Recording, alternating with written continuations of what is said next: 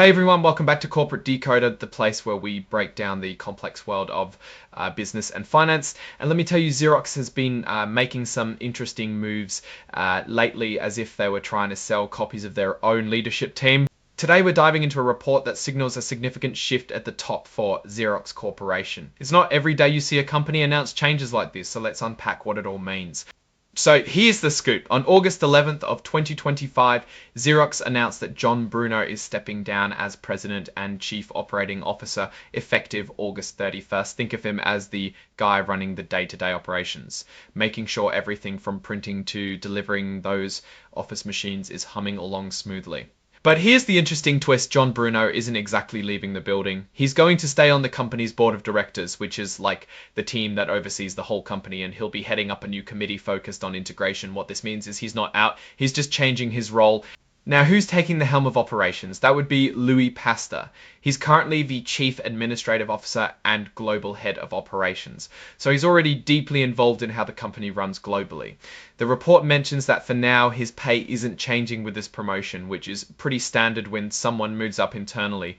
Essentially, Xerox is promoting from within, bringing Louis Pasteur into a more prominent operational role. Now, let's talk about the finer details of John Bruno's departure. On August 14th, Xerox signed a special agreement with him called a General Release and Non-Competition Agreement. This agreement is pretty standard in these situations. In exchange for John Bruno agreeing not to sue Xerox for anything that happened in the past, he gets some benefits. The key benefit here is that he'll continue to get his restricted stock units, which are like company stocks that he was set to receive over time according to their original schedule. This is as long as he stays on the board and leads that new integration committee. This agreement also comes with a few conditions for Mr. Bruno. He has to agree not to say bad things about the company, which is pretty common. More importantly, he's agreeing not to compete with Xerox or try to hire away their employees for 24 months after he leaves his operational role. He also has to cooperate with the company for 36 months. This is all about ensuring a smooth transition and protecting Xerox's interests as they bring in new leadership and integrate whatever changes are happening. The company notes that this is just a summary and the full agreement has all the legal nitty-gritty. To make sure everyone was in the loop, Xerox also put out a press release on August 11th announcing these changes with John Bruno and Louis Pasteur.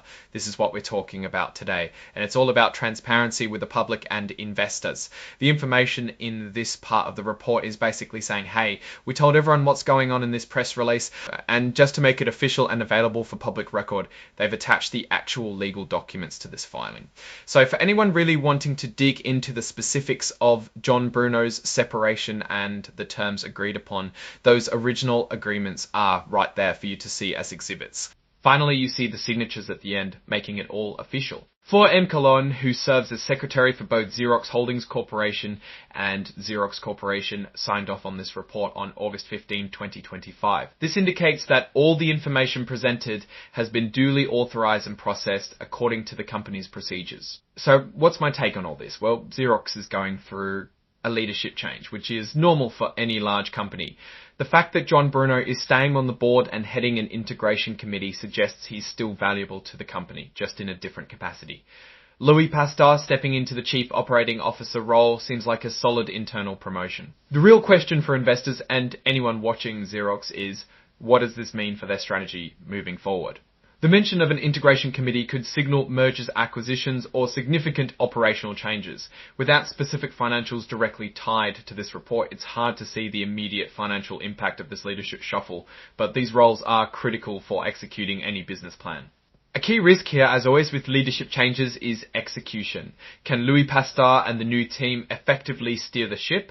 And will John Bruno's continued involvement in integration truly be a benefit, or could it create any internal friction? The non-compete and non-solicitation clauses for Mr. Bruno are important for Xerox's stability, especially over the next couple of years. Overall, this filing is less about immediate financial performance and more about the human capital and strategic direction. It's a signal that Xerox is adjusting its leadership structure, likely in preparation for or in response to upcoming business initiatives. We'll be keeping a close eye on future filings to see how this transition plays out and what the financial results look like under the new operational leadership. Alright, that's our breakdown of Xerox's latest filing. What's your take on these leadership changes and what they signal for the company's future? Do you think Louis Pasteur is the right person to step up? Drop your thoughts in the comments below. If this analysis was valuable, hitting that like button really helps us out, and subscribe for more deep dives into the corporate world. Don't forget to check out our Discord community linked in the description below to continue the conversation with other sharp minds. Thanks for watching, and we'll see you in the next one.